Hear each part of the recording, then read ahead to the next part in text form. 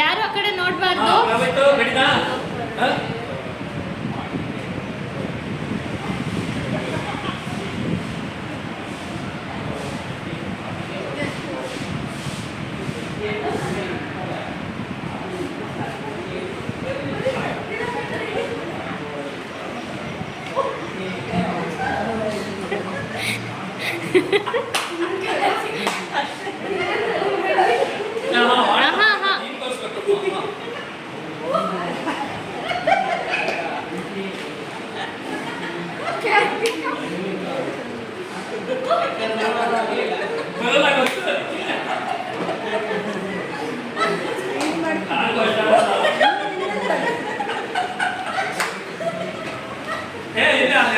ನೋಡಂಗಿಲ್ಲ last ಅಲ್ಲಿ ಇರೋರು.